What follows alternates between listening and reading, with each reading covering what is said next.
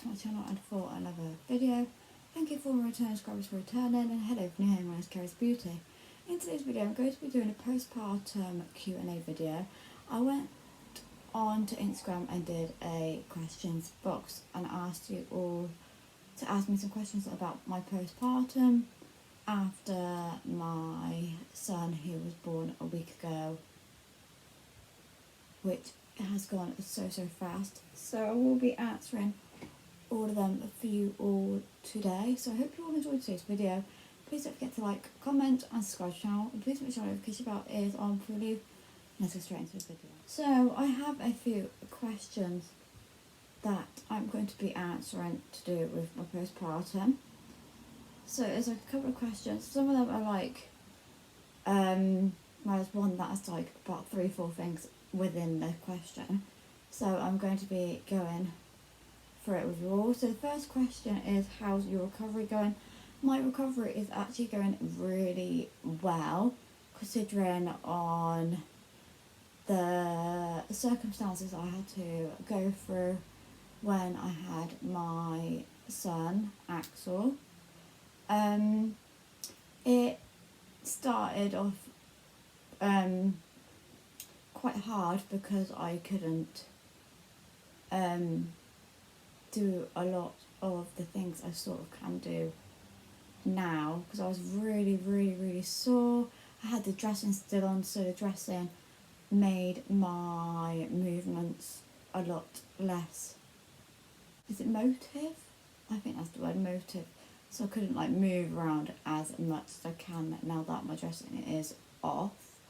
But when my midwife has seen me, she has said my stitches are really good, and that I just got to keep on resting and making sure that I'm taking my painkillers, make sure I'm taking them as often as I can, and making sure that Axel is well as well, which he is. The midwife said he's doing really well, considering that he was born at 39 plus 4 days, which is absolutely crazy. So thank you for asking that question.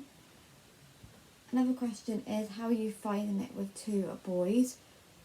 At the beginning it was hard because Arlo didn't understand that he had a baby brother, and where Arlo was away for like a whole night and most of the day, and where he didn't see us, he just wanted us more than involving himself with his brothers, because he wasn't interested. He was just to sit on the sofa next to us. But now, a week on later, Arlo is starting to realise that Axel is here, and that he is starting to learn that Baba means his brother. So every time he's going, oh, Baba, where's Baba? Asking where he is, and like so on. And I just love that Arlo knows that he's not in my stomach no more, he's actually here, which is amazing. And to consider Arlo is only 1, he's actually understanding that there's an actual baby here.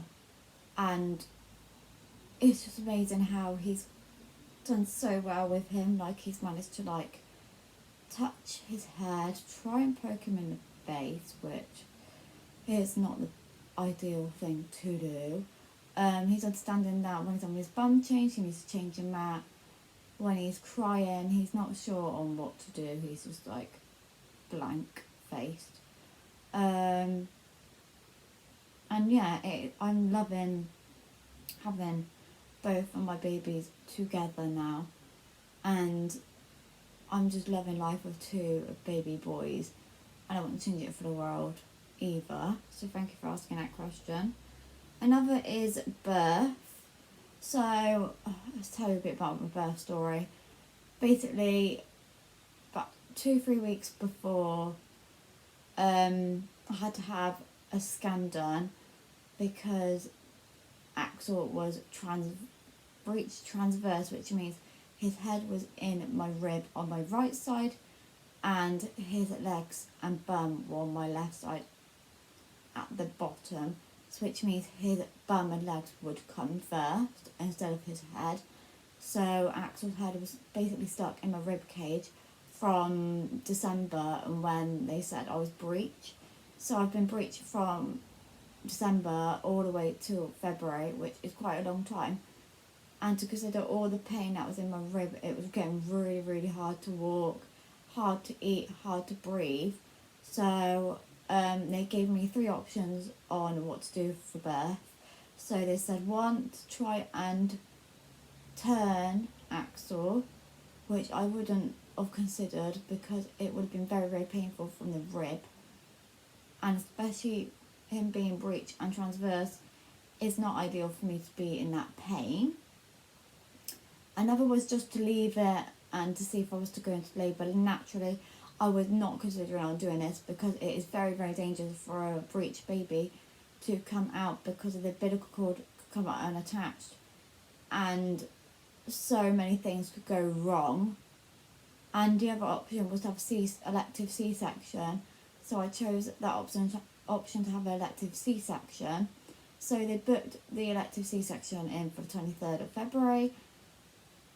And I would have to have my pre-op on the Monday, which I did. And the pre-op was to obviously just go through everything, like your bloods, your COVID test, what was going on the day, the waiting period. Like I had 4 people in front of me, so it was quite a long time waiting. And everything like that got done on the Monday. And then on the Wednesday, I had to go in for 11 o'clock. And then I had to go into the recovery room and wait there.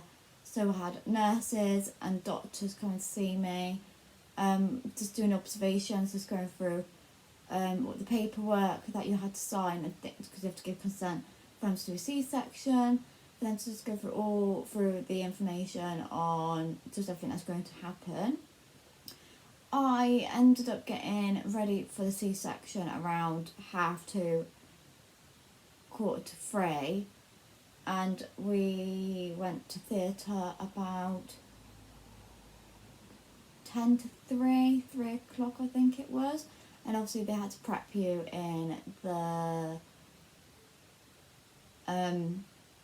theatre, so they had to have me on the bed, they had to have me sat there like getting the cannula in my hand and the catheter to stop me from weeing and so on, because I was going in to have an operation, so they needed to do that.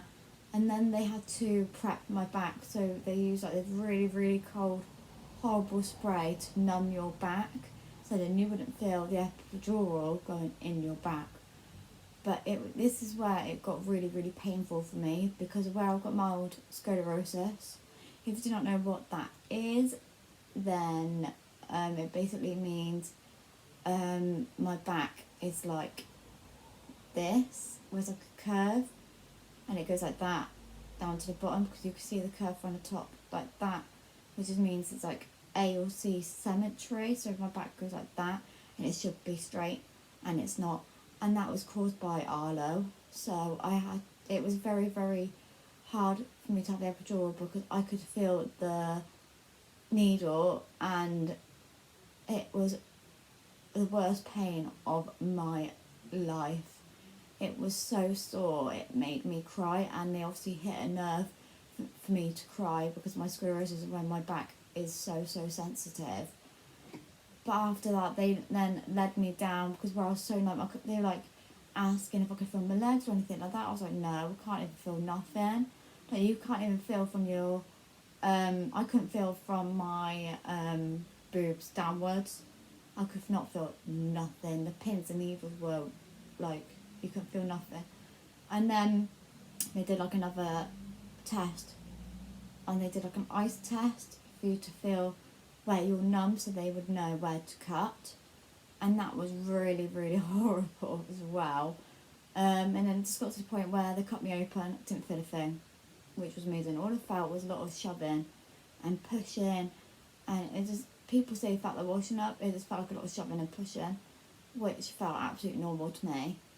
And then before I knew it, Axel was born, and it took them about a minute for him to come out. And then afterwards, it was just a long process of them stitching me back up, which took about 40 to 45 minutes. So we were in there for about 50 to 55 minutes, which is a very, very long time. So yeah, that is basically the birth story. So after birth, obviously you go back to recovery, and then the pins or needles, they say it wore off in about 6 hours. I think mine wore off between about 4 and 6.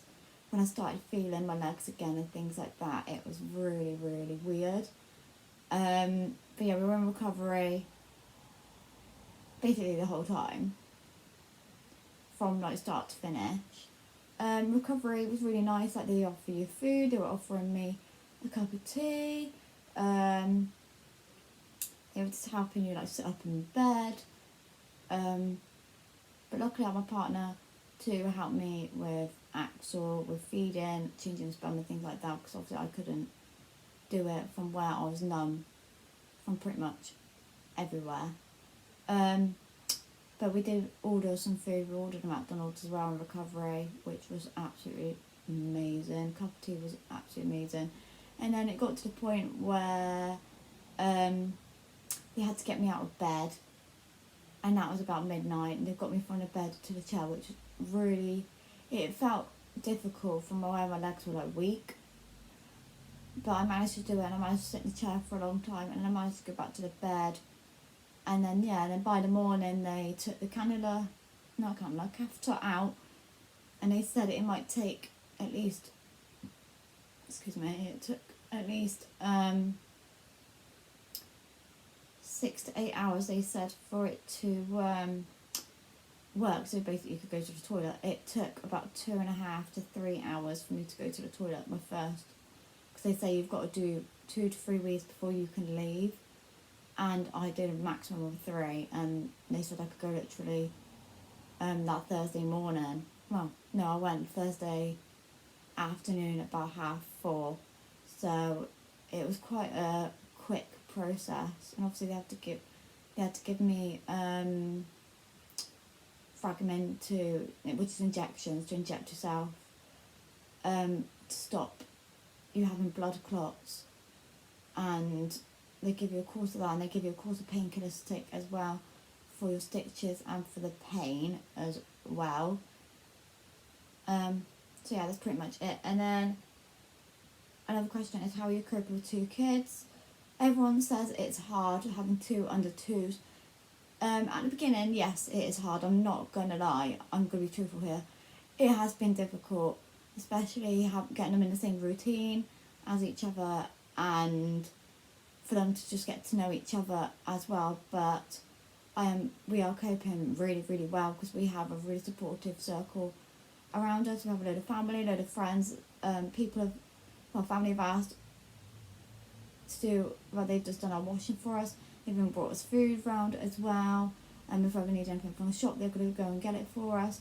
So we basically have got such an amazing, supportive circle around us, and we couldn't be thankful for them, and I don't know what we do without them, really.